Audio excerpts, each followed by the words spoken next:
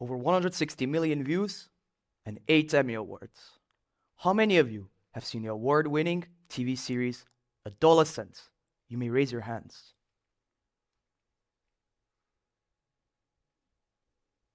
Yes, I know. I look a bit like Jamie, probably because of my hair. I don't know. I grew up online myself, but I am not the one you should fear. We live in a world where what you should fear the most knows you best. Not your mother, not your friends, not even your favorite teacher with the intergalactic Star Wars collection. I'm talking about the algorithm. When I was 12, I asked my father why my feed was full of sad Star Wars songs. He said that maybe the algorithm knows you're sad and that you're not a Trekkie. That really scared the force out of me. Have you ever scrolled for hours and felt worse? Not better? Please, raise your hands. Let's be real. The internet was supposed to be this amazing place, full of knowledge and connection. The idea born at CERN, so scientists could share discoveries for the benefit of humanity. It was created for good. But for teens and kids like us, it's become more like a frantic digital casino. One that never sleeps, one that studies us, one that feeds on us. And it's invisible, it's everywhere. It watches what we click, what we say, what we almost say. And it doesn't just guess who we are, it shapes who we become. And I don't know about you, but I did not consent to being the product. Did you? See, as adults, you start to see the world through filters, assumptions, habits, and expectations. But we, the young ones, we still question, we still wonder, we still notice what doesn't make sense. We still have what some may call a beginner's mind, and it's our superpower. In the real world, we have trust systems like schools, hospitals, and courts, because they all have rules and laws that have consequences. But online, there's almost none of that. Instead, we've handed over our trust to algorithms. Algorithms that decide what we see, what we believe, and what we think is real. And here's what they never say out loud. They don't exist to protect us, they exist to predict us and sell us to the highest bidder. And that's why predators love the algorithm, because it already knows what scares you, what makes you feel angry, what makes you feel anxious, what makes you feel lonely. And it's not here to soothe you, it's here to hook you. Now, listen very closely. These are real stories, not metaphors. An amazing, open-minded, smart teen just got back home from boarding school. He felt lonely and curious. He was targeted by a predatory dealer on social media who made the transaction fairly simple. As a result, he tried a tiny portion of a synthetic drug. Alone and inexperienced, he never woke up. His father told me that in the past, experimenting might have been a bad trip or a hangover. Today, just one fake pill can mean game over. A striking teenage cowgirl received about 1,500 shame-based advertisements over a period of 2 months. The algorithm emphasizes she's not good enough, promoting unrealistic body standards, cosmetic fixes, and diet products. She left a suicide note behind saying, "I'm never gonna be good enough." Let that sink in. Unfortunately, there are many, too many cases, all with a similar outcome.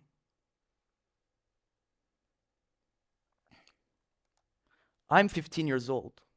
That means I'm legally too young to drive, to vote, to watch R-rated movies, or enlist in the army. But apparently not too young to be psychologically profiled and emotionally manipulated by the most advanced AI in human history. If I don't have a six-pack by the age of 15, suddenly I'm a nobody? I don't matter? That's nonsense! I am good enough. We are good enough. We are good enough. We are good enough. But it gets worse, because while some of us are drowning in digital noise, 2.5 billion people, that's a third of humanity, still don't have access to basic internet.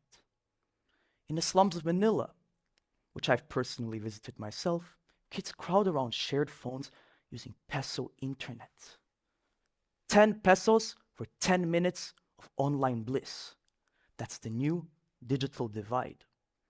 But it's not just about who has Wi-Fi, it's about who has power, who gets to grow up informed, and who gets left behind.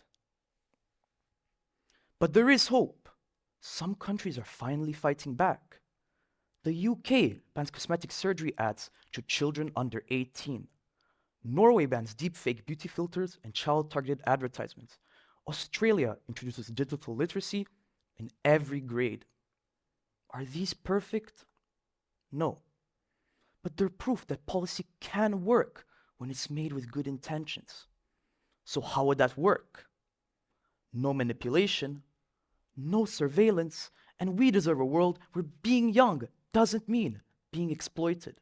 We need to protect our children.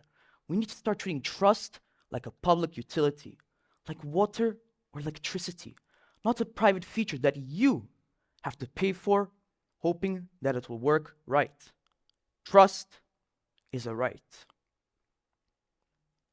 And as strange as it sounds, we need to protect our AI too, because ironically, it's still in its adolescence. It's still learning, and what we feed into it, it'll feed back. If we train it on rage, it'll give rage. If we raise it on lies, it'll learn to deceive. If we start to fear it, it might fear us back. But if we teach it ethics, fairness, and compassion, we won't just protect our future, we'll shape it. Today, we're building something bigger, stronger, faster, and less human. We're designing super intelligent algorithms, coded empires that decide what we see, how we feel, even who we think we are. And worst of all, we trust them. This is no longer about who is online, this is about who survives. Science fiction writers warned us for decades about possible AI versus human crisis and the Frankenstein complex. But here's the twist. Collapse isn't guaranteed, because while I'm pessimistic about the system, I'm optimistic about the people. People like us, born into a broken world, but not broken ourselves. We still question, we still wonder, we still care. We have what ancient empires didn't: global knowledge, tools to connect instantly, a deep instinct for fairness, and the power to say no more Goliaths, but more ethical laws for algorithms to do no harm. COVID locked us inside. Screens became our lifelines and algorithms became our babysitters. We became the scroll generation. We've also been called the brain rot generation because we binge on content till our eyeballs melt. We say things like slay, huzz, riz, skibbity, and delulu. And yeah, sometimes it is ironic, but that language, you could say it's also resilience. We're not dumb, we're just digitally fluent.